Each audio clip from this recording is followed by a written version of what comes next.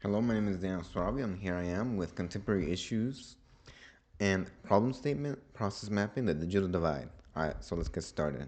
So here's our table of contents. A quick run through of what we're going to go through is we have our problem statement and background, our progress map, an explanation of our IP capture, registration, and protection.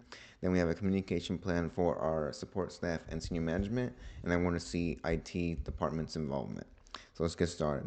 So our problem is that we're focusing on the digital divide. So millions of people all around the world, roughly 2.6 billion, still lack reliable internet connection. This gap affects education, healthcare, and economic opportunities, widening the social and economic inequalities, right? And our solution to solve this is the compact AI unit. A lot of AI models are basically distilled versions of the internet, so we don't need an internet connection or a reliable internet connection to still do essential things like education and amongst other things like doing technical work. So what this is a portable, affordable, self-sufficient AI device designed to work even in areas with little or no internet connectivity. It works offline by creating a local network that nearby users can still access its features even without the internet. And over here we have a picture of a tiny box. It is a small local AI unit, which is kind of similar to our idea, but it does not work the way we want it to offline.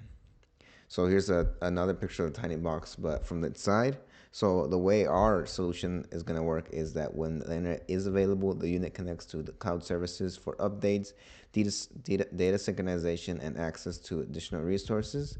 And along with the the resources already provided, we can have data-driven improvements. It gathers online data about connectivity issues, which helps refine its functionality and better serve the community needs over time. So our solution works in any environment, right? You can be in the middle of space. Like if you're in the middle of space, you need to fix something, you need access to the internet to figure something out. Obviously it's going to take forever for internet to get to you, so you might need something like a local AI device to help you debug something. So you do not have to be connected to the internet, and when you are, you can get the latest updates in software and news. And we have here a picture of the International Space Station. So here's our progress map. We have 5 steps. We'll walk through them real quick. So first, we have to identify and classify invention, utility or design patent. So we have to recognize that the compact AI unit is a portable device that works on both offline via local network and online cloud updates. So we have to decide if we want a utility patent for its functions or design and patent for its look.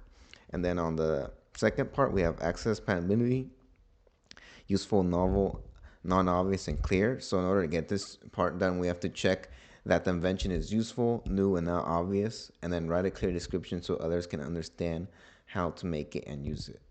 And then prepare your file patent application, drawing claims and maintenance fees.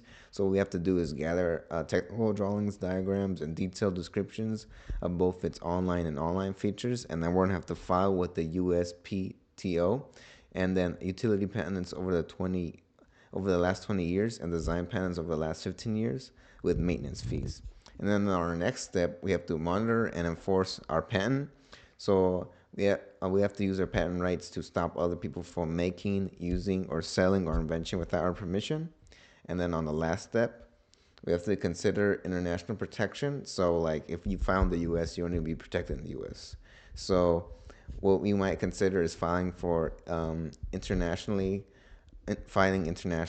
for example, under the Patent Corporation Treaty, right? Hi, I'm Josh Pappas. I'm here to finish up the presentation. So we're going to talk about some IP protection options. First off, we got trademarks. Trademark is a distinctive sign, design, or expression that identifies and distinguishes products or services of a particular source from those of others. Trademark rights help ensure consumers recognize the source of a product or service and prevent confusion in the marketplace. Copyright is another form of protection granted by law to the creators of original works of authorship. This can include literary, dramatic, musical, and artistic works. This protection gives the creator exclusive rights to reproduce, distribute, and display the work for a set period of time, and is often includes certain moral rights. Trade secrets refers to confidential business information such as formulas, processes, methods, or practices that provides a competitive edge.